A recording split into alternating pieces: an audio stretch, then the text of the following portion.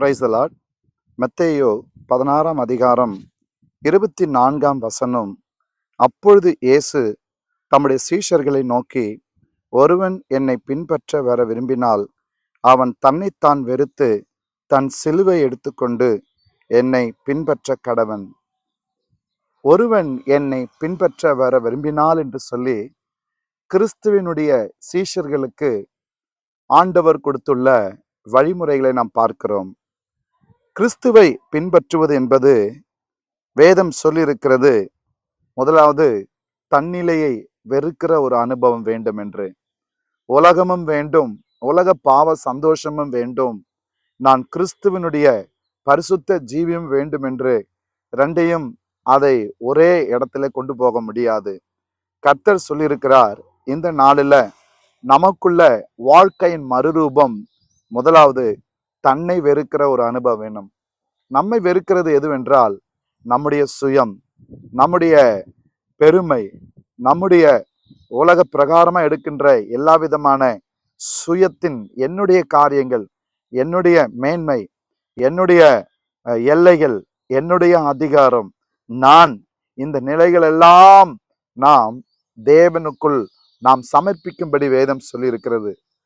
வேதம் சொல்லி இருக்கிறது, நாம் முதலாவது கிறிஸ்துவுக்குள் நம்மை முழுவதும் தாழ்த்த வேண்டுமா. நம்முடைய வாழ்க்கையில் இருக்கக்கூடிய எல்லா விதமான விருப்பங்கள், ஆசைகள், இந்த உலகம் எதெல்லாம் சந்தோஷம்னு சொல்லுதோ, எதெல்லாம் மேன்மைன்னு சொல்லுதோ, அதை எல்லாவற்றையும் கிறிஸ்துவுக்காக வெறுக்க வேண்டும் என்று தன் சிலுவை எடுத்துக்கொண்டு என்னை பின்பற்ற கடவன். The Christian life is denying ourselves.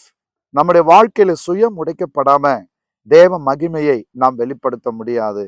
எனக்கு அன்பானவர்களே, கர்த்தர் அனுமதிக்கின்ற இந்த உலகத்தின் பாடுகள், கர்த்தர் அனுமதிக்கின்ற உபத்திரவங்கள், கர்த்தர் அனுமதிக்கின்ற எல்லா விதமான கடினமான பாதைகள், நிந்தையின் பாதைகள், இவைகள் எல்லாம் நமக்கு சிலுவைன்னு சொல்லுது.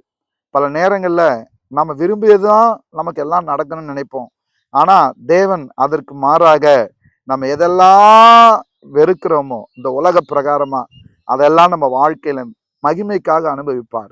நிந்தையா இருக்கட்டும், அவமானமா இருக்கட்டும், கண்ணீரா இருக்கட்டும், இழப்பா இருக்கட்டும், இதை சிலுவையாக எடுத்துக்கொண்டு அவரை பின்பற்றும் போது உண்மை சிஷ்யத்துவம் நம்மை உலகத்திற்கு வெளிப்படுத்தும். நீங்களும் நானும் பரலோகத்தினுடைய பிதாவினுடைய பிள்ளைகளாக உலகிற்கு அறியப்படுகிறோம்.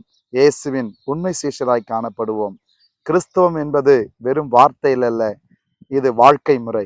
இதற்கு தேவனுடைய கிறிஸ்துவனுடைய அடிச்சுவடில் பின்பற்றும் போது நாம் அவருக்கு சீஷர்களாய் மாறுவோம். ஜெபிப்போமா. நல்ல பிதாவே, நீர் கொடுத்த இந்த நல்ல வார்த்தைக்காக நன்றி. இந்த வார்த்தையினாலே ஆண்டவரே, நாங்கள் எங்கள் சுயத்தை வெறுத்து நீர் அனுமதிக்கின்ற சிலுவை சுமந்து உம்மை உண்மையாய் பின்பற்ற கிருபை தாரும், ஆசீர்வதியும். இயேசுவின் நாமத்தில் பிதாவே, ஆமென். God bless you.